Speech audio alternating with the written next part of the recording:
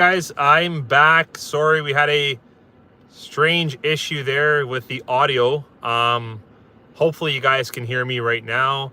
I was referencing that the massaging seats, if I'm not mistaken, that's where we left off. That's more of a Lexus trait or higher trim trait. You got to pay quite a bit more to get massage seats. With regards to passenger configuration on the Grand Highlanders, yes, I think there's some changes that are going to be had, but you got to go through my channel. I did do a video on that, I believe, about a month ago. With regards to the market and trends, and that we are seeing some changes, nothing drastic. I got some guys on here on the live. Let me know if you can hear the audio here. I'm not sure if you can. I'm not sure what happened last time. I didn't touch anything with regards to settings, so that's a little bit odd. But yeah, any questions you might want to... Audio's good. Yes, okay. Any questions you might... Audio's good now. Yeah, I don't know what happened, guys. That's very strange. I didn't touch anything, so... technology can be very strange sometimes. But anything Toyota related in the Toyota world, let me know. We got very exciting stuff. We got the Land Cruiser that just landed. We've got talks of some changes coming for the Sienna.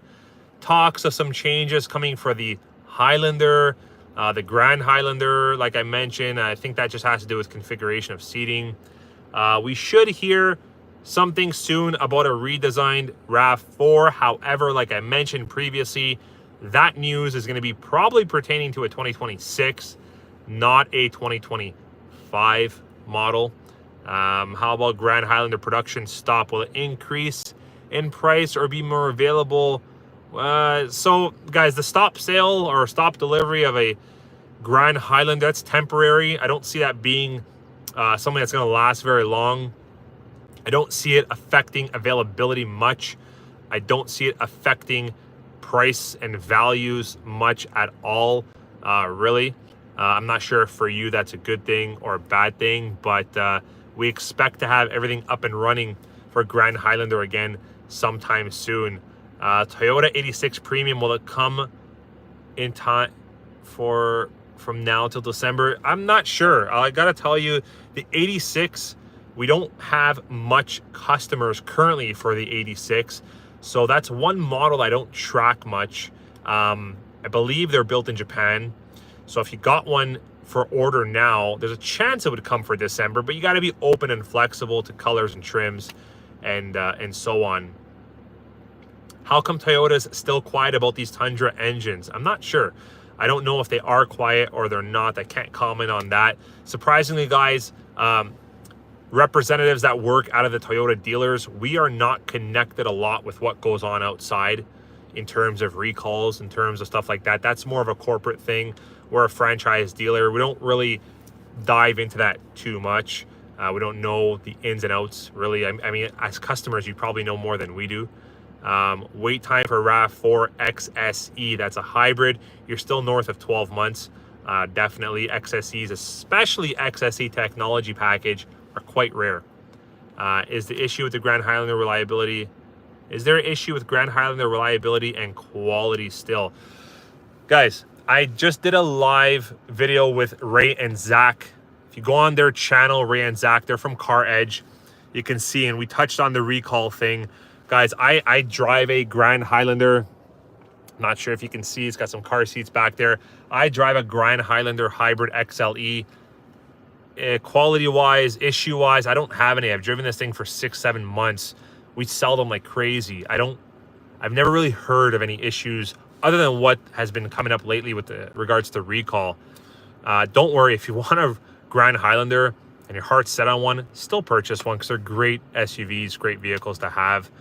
Will there be good deals on the outgoing Venza? No, there will not be good deals on the outgoing Venza because they are gone. The Venza is gone. We still have probably about a month of production. Currently, we've got a couple in the system that are coming in, but they're all sold. We might have one or two that become available, but we're not going to have an inventory leftover situation, I believe, for the Venza. That's always been a good seller, always been a strong seller.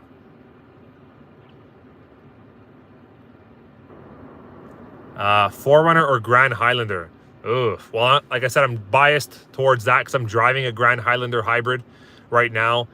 Forerunner, if you had to say the new model, I'd probably say still the Grand Highlander. I think this Grand Highlander will give you a little bit more space, a little bit more enjoyment, depending on what you're using the vehicle for, of course. Is the Lexus TX luxury gas? I don't know. I don't believe so. I believe you can still use regular unleaded fuel, but you'll have to check the specs on that one. Yeah, guys, I'm going to wrap this up probably in the next 5 minutes. I've had a lot of questions, a lot of comments, emails from customers and viewers asking questions pertaining to everything I'm talking about here. So I figure I'll come on live, real time. You guys can come on and you can ask me, Toyota World, what's happening, what's going on. But things are improving. Things are getting better for some models in terms of wait time, not necessarily for other models. Massaging seats, guys, I think I answered this one. Massaging seats on the Grand Highlander, it's not going to happen. I've never seen that. I've never heard of that with anything Toyota, at least for a Canadian or North American production. That's something that Lexus keeps in their pocket for a feature, I believe. But no, don't expect that on the Grand Highlander. I could be wrong. But any other questions, guys, feel free to ask. Make sure you subscribe to the channel. We're going to have some updates coming soon within the next couple of weeks and so on with regards to changes on specific models, etc. Should have a Land Cruiser video dropping sometime soon, hopefully in the next couple hours potentially, and hopefully you guys like that one. Land Cruiser is really cool. We've got a first edition here. We've got a 1958. We've got a Land Cruiser. Haven't driven it yet. Hopefully it drives fantastic as expected. Thanks again, great channel. Thank you. Hopefully you guys enjoyed this live. I'll stay on for another minute in case anybody has any other questions. Any difference between an 86 Premium to standard, maybe performance or interior wise? Performance, no. Interior wise, yes. Feature wise, yes. I believe the wheels are different, but guys, I'm so sorry. The 86, I suck. It's one model I just don't know, and I haven't learned well because we don't sell many. Still very good vehicle. When is your next live? When do you want my next live to be? I could try to do this once a week. It's tough. It's hard for me. I do everything on my own. I do the uploading. I do the editing. I do the thumbnails. I do the everything. I'm a one-man show. So I will try and do, if you guys want, once a week, once a month lives. But feel free, any of my videos, leave a comment. You can send me an email as well if you have any questions. Guys, I'm going to wrap this up in about 30 seconds.